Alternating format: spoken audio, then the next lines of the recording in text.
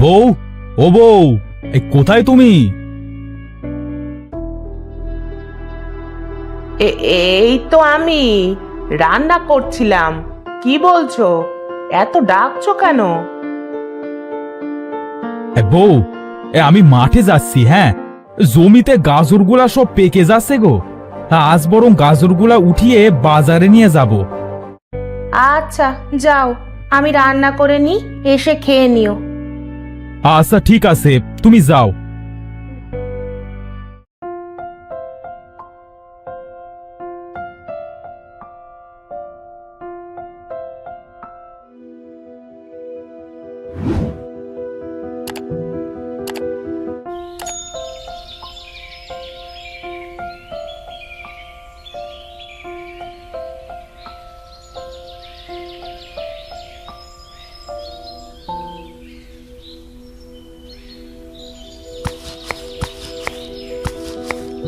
হ্যাঁ, অনেক গাজরই তো ওঠালাম, আর একা একা হয় না। গাজরে অনেক মাটি আছে, আশেপাশে কোনো পুকুর থাকলে একেবারে ধুয়ে নিয়ে যেতে পারতাম। রমিজ ভাই, এবার গাজরের যে দাম, তুমি তো লালে লাল হয়ে যাবে গো। দোয়া করো ভাই, এ অভাবের সংসারে বাচ্চাদের মুখে দুবেলা খাবার দিতে না পারবার যন্ত্রণা বাবা হয়ে একমাত্র আমিই বুঝি। এর মতো কষ্ট যে আর কিছুই নেই ভাই। হ্যাঁ ভাই, ঠিক কথাই বলেছো। আজকাল জিনিসপাতির অনেক দাম, চাকরিজীবীদের ভাই কিছুই হয় না। যত সব কষ্টে জীবন পার করতে হয় আমাদের মতো কৃষকদের। ঠিকই বলেছো ভাই। জানি না এই গাজরগুলা এত কষ্ট করে তুলে বাজারে কত দামে বিক্রি করতে পারবো। ভাই, এই গাজরগুলা একেবারে কোনো পুকুর থেকে ধুয়ে পরিষ্কার করে নিয়ে যাও, তাহলে তোমার কষ্ট একটু কম হবে, বুঝলে? আশেপাশে কোনো পুকুর তো ভাই দেখছি না, তাহলে নিয়ে যাব কোথায়? আর আমাদের বাড়ির চারপাশেও তো কোনো পুকুর নেই। রমিজ ভাই, ওই যে জঙ্গল দেখছো, হ্যাঁ ওই জঙ্গলের ভিতরে একটা পুকুর আছে। হ্যাঁ, আমি একদিন দেখেছিলাম, কিন্তু কখনো যাইনি ওই পুকুরে, বুঝলে? এই আমাদের পুকুর আছে তো, তাই আর যাওয়া হয়নি আর কি। হ্যাঁ, ভালো উপকার করলে ভাই। তাহলে আমি বরং গাজরগুলা ওই পুকুর থেকে ধুয়ে আনি, কেমন? হ্যাঁ আচ্ছা ভাই, যাও যাও, তবে সাবধানে যেও। এই জঙ্গল তো, আমি শুনেছি জঙ্গলের ভিতরে অনেক জিন ভূত থাকে। না ভাই, আমার কিছু হবে না। তুমি তো দেখছি বেশ ভীতু। হ্যাঁ হ্যাঁ, তা যা বলেছো, আমার অনেক ভূতের ভয় করে। তুমি তাহলে যাও ভাই। হ্যাঁ, আমি বাড়ি গেলাম, আমার অনেক ক্ষুধা লেগেছে। আচ্ছা ভাই, ঠিক আছে।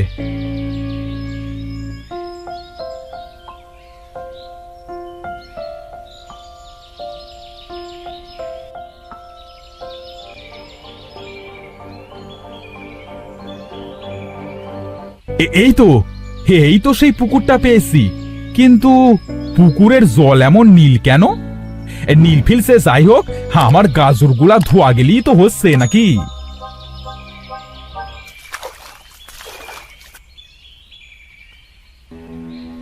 আরে আরে, আমার গাজর সব সোনা হয়ে গেল কিভাবে? এত সোনা আমি এখন কি করব? যাই, এগুলা নিয়ে বাড়ি যাই, বউকে গিয়ে বলি, দেখি সে কি বলে।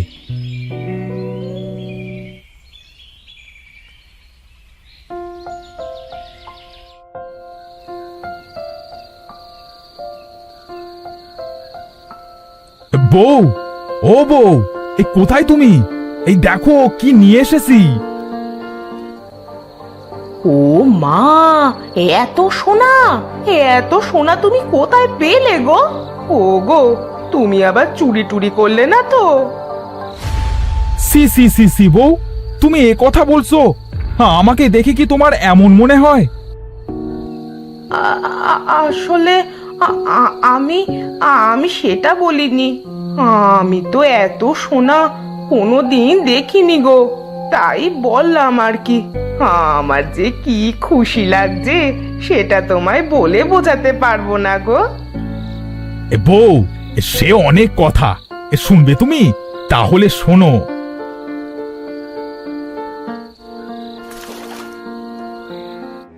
ওমা তাই? তাহলে তুমি একটা কাজ করো, কাল আবার একবার তুমি গাজর নিয়ে ওই পুকুরে গিয়ে দেখো কি হয়। কিন্তু বউ, আমার তো ভয় করছে, যদি এবার কিছু হয়। ভিতুর ডিম, গিয়ে তো দেখবে, তার আগেই ভয় পেলে চলবে? তুমি বুঝতে পারছো না, যদি এই গাজর সোনা নিলে কিছু হয় তখন কি করবে? এই জন্যই তো তোমাকে আবার যেতে বলছি। হ্যাঁ, ঠিক কথাই তো বলেছো বউ, আগে তো ভেবে দেখিনি। আচ্ছা ঠিক আছে, কাল আবার একবার গিয়ে দেখবো যে কি হয়। আচ্ছা ঠিক আছে, এবার খেতে এসো, অনেক রাত হয়ে গেছে।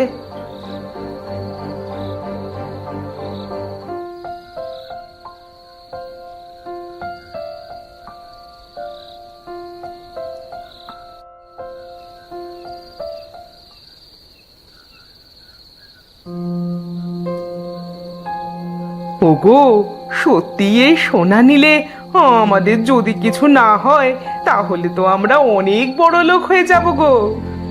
হ্যাঁ বউ, তখন দেখবে আমরা অনেক গরিব দুঃখী লোকেদের সাহায্য করব। তুমি গিয়ে ঘুমাতে লাগো, আমি আসছি এগুলা গুছিয়ে।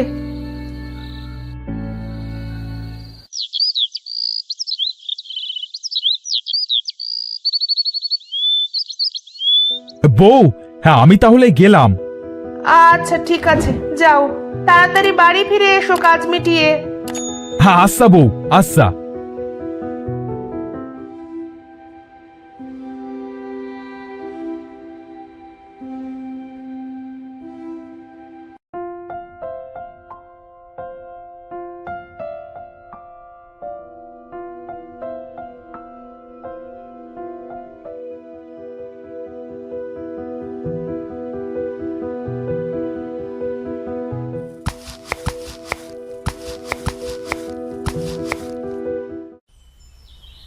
আজ তো আবার যাচ্ছি সেই নীলপুকুরে। জানি না বাবা, কপালে আজ কি লেখা আছে। না গেলে বউও তো আমায় আস্ত রাখবে না।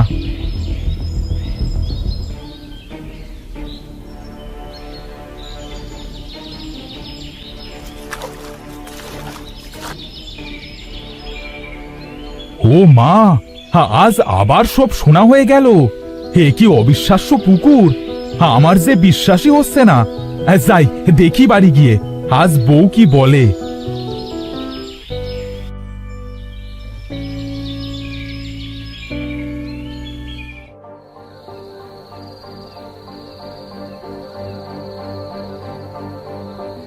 বউ, ও বউ, আরে কোথায় গেলে তুমি? এই তো আমি। কি হয়েছেটা কি? এভাবে ষাঁড়ের মতো চিৎকার করছো কেন? হে, চিৎকার কি আর সাধে করছি? এই দেখো, আজ আবার কি এনেছি। ও মা, ও গো, সেটা আবার কি পুকুর গো, যে কিছু ধুলেই সোনা হয়ে যাচ্ছে? জানি না বউ, আমার যে কিছু বলবার নেই। আমার যে সত্যি সত্যি এবার খুব ভয় করছে। আরে ভয়ের কিছু নেই, কাল একবার আমাকে ওই পুকুরটা দেখাতে নিয়ে যাবে তো। আমার যে পুকুরটা দেখতে খুব ইচ্ছা করছে। আচ্ছা ঠিক আছে, তোমাকে তাহলে কাল নিয়ে যাব।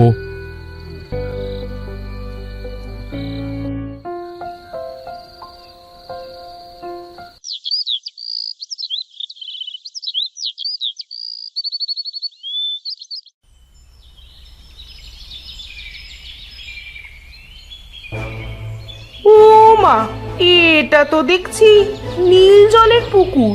আগে তো কখনো এমন জল পুকুরে হতে দেখিনি। ই আবার কেমন পুকুর গো?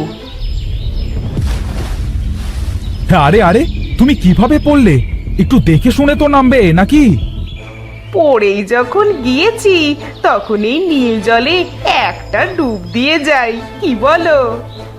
আচ্ছা ঠিক আছে, তোমার যখন ইচ্ছা করছে তখন একটা ডুব দাও।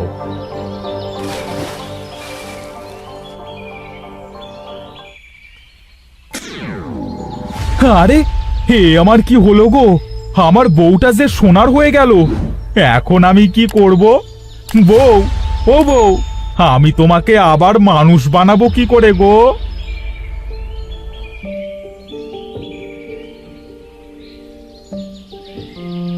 এভাবে এখানে একা একা বসে কাঁদছো কেন তুমি? কিসের এত কষ্ট তোমার? আমার বউটা এই নীল পানিতে পড়ে সোনার পুতুল হয়ে গেছে। আমি এখন তাকে কিভাবে আবার আগের রূপে ফিরিয়ে আনবো? এটা মায়াবী পুকুর, সেটাকে তুমি জানো না? এই পুকুরে তুমি যে জিনিস ডোবাবে সেই জিনিসটাই সোনার হয়ে যাবে। তুমি কে? তুমিও তো দেখছি সোনার একটা হরিণ। তাহলে কি তুমিও এই পুকুরে পড়ে গেছিলে? না, আমি এই মায়াবী পুকুর পাহারা দিই। মায়াবী রাজ্যে আমার বসবাস। তুমি তোমার বউকে আবার আগের রূপে ফেরাতে পারবে। সত্যি বলছো মায়াবী হরিণ? তাহলে বলো না, আমি আবার আমার বউকে কিভাবে ফিরে পাবো? বনের ভিতরে বাকল নামে একটা গাছ আছে। সেই গাছের পাতার রস দিয়ে যদি তুমি তোমার বউকে গোসল করাতে পারো, তাহলে তোমার বউ আবার আগের রূপে ফিরতে পারবে। তোমাকে অনেক ধন্যবাদ মায়াবী হরিণ। আমি এক্ষুনি যাচ্ছি সেই গাছের রস আনতে। শোনো, আমিও চলে যাচ্ছি। তোমরা আর এই পুকুরের কাছে কখনো এসো না। তোমাদের এই পুকুর যে সোনা দিয়েছে তা দিয়ে সারা জীবন বসে বসে খেতে পারবে। আবার যদি এই পুকুরে লোভের জন্য আসো, তাহলে কিন্তু হিতে বিপরীত হতে পারে। না না মায়াবী হরিণ, আমরা আর কখনো এখানে আসবো না।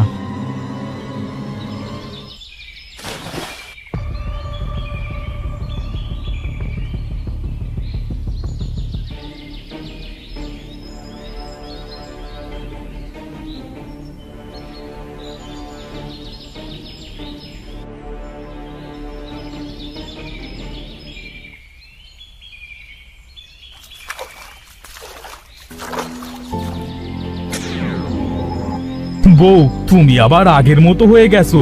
চলো, আমরা এই মায়াবী নীল জলের কাছে আর কখনো আসবো না। তুমি যদি আর কোনোদিনও আমার কাছে না ফিরতে, তাহলে কি হতো বলো তো? পাগল বর আমার, আমি তো সব দেখতে পাচ্ছিলাম কিন্তু কিছু বলতে পারছিলাম না। চলো, আমাদের কাছে যা সোনা আছে তা দিয়েই আমরা সারা জীবন বসে খেতে পারবো। আমাদের আর কোনো কিছুরই দরকার নেই। হ্যাঁ, তাই চলো। মায়াবী হরিণও তো সেই একই কথাই বললো। আমরা আর কখনো এখানে আসবো না।